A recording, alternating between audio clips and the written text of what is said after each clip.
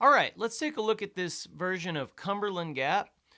It's pretty much based on the Scruggs version, just simplified a little bit more. But it's going to start down the neck, and then we're going to move up into the Sally Goodin position. So let's check this out. All right, so this starts off down the neck, and here's the first measure. So the roll is going to be a forward roll with a single note pinch. So we're going to start, we'll just look at the roll first, the right hand. So we have thumb on the 4th string, index on the 3rd, middle on the 1st, thumb on the 5th. And then there's a single note pinch on the 3rd string, pluck with the index, and then pinch on strings 1 and 5. So with the left hand, on that first note of the measure, we're going to hammer on to 2nd fret. It's going to sound like this. It's a very fast 16th note timing hammer on.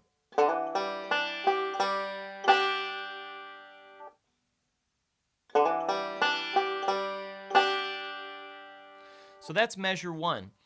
Measure 2 starts with a slide on the 3rd string, going from 2 to 4, and here's the roll first. It's really the same roll. We're just moving the thumb to the 3rd string. So now we're rolling over strings 3, 2, 1, 5, and then a single note, but plucking the 1st string with middle finger, then a pinch.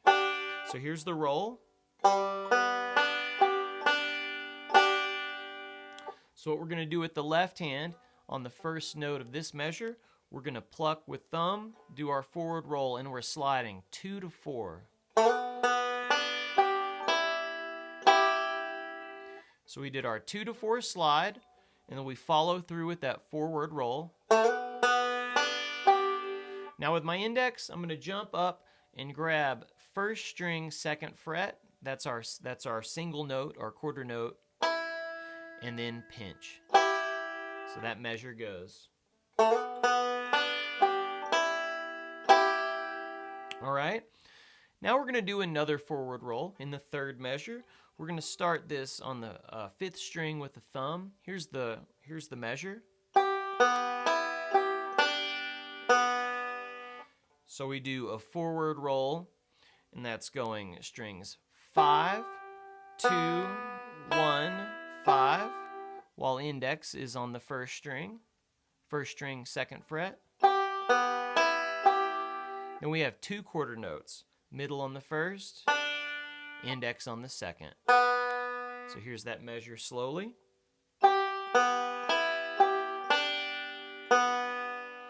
Then it jumps back down to the 1st measure, and you play the 1st measure over again. So basically, you're going to play that A part 3 times. That's kind of an odd amount of times. Some of these bluegrass tunes aren't as symmetrical as you might think they might be. But that A part you play 3 times. So this is the A part slow. I'm just going to play through it once for you.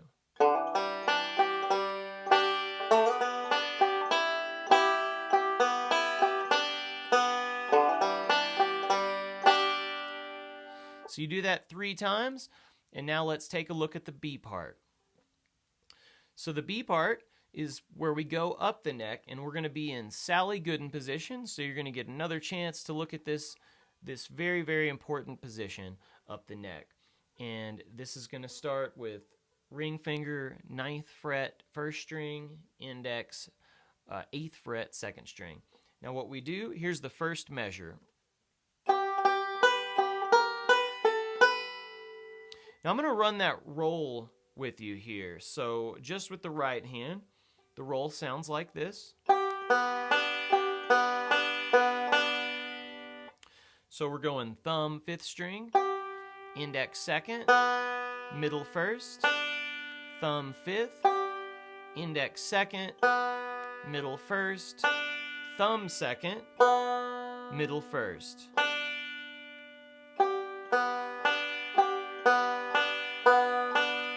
I don't really know exactly what the name of that roll is. Usually these rolls have names. It's just possibly some sort of a hybrid roll, but it's used for songs like this. It's definitely in this one, and songs like Sally Goodin, you'll see this roll pop up. And it's mostly used with this position, Sally Goodin position. So what we're going to do, we've got our left hand on Sally Goodin position. We're going to do that 4 notes of that roll. Now we do a thing with the pinky. We're going to reach out to the 11th fret, 2nd string. Index hits that, middle 1st. Now you're going to have to move the pinky down to 10th fret. And that's thumb middle. So the measure sounds like this, very slow.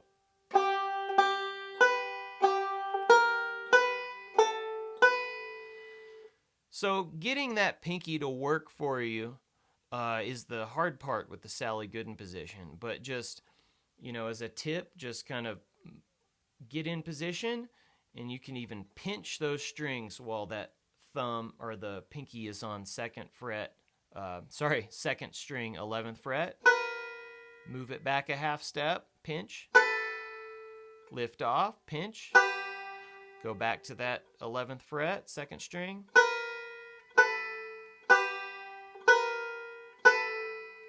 Sounds a little dissonant, but it's a good exercise in focusing on getting that finger to work for you. Anyway, back to the tune. Second measure of the B part, pretty easy. We're just doing a forward reverse roll, and we're going to be placing our middle finger on 3rd string, 9th fret, and we're going to be in that position. It's basically an E minor position, and forward reverse roll, strings 3, 2, 1, 5, 1, 2, 3, 1.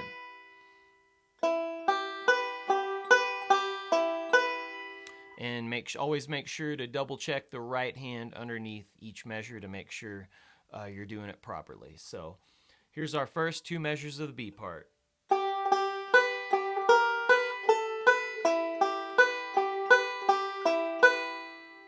All right.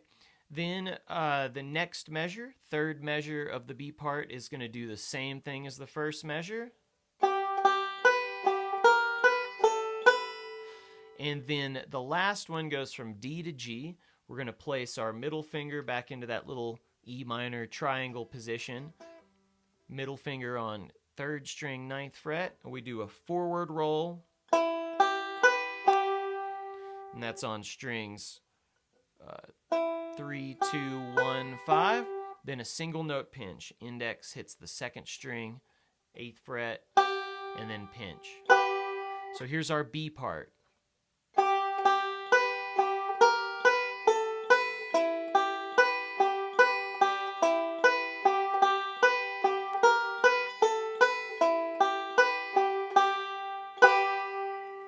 And you'll do that 2 times, and then that's the end of the tune, and you can just cycle over and over again. So A part 3 times, B part 2 times, and that's your form. So work really hard on this one. This is one of the first few tunes I learned, and it's definitely one of the first few tunes that I learned that had this position up the neck, and it's a lot of fun to jam. Most people know this tune at jam sessions, and it's just got a lot of good things in it. So learn this tune, enjoy, and we'll see you in the next lesson.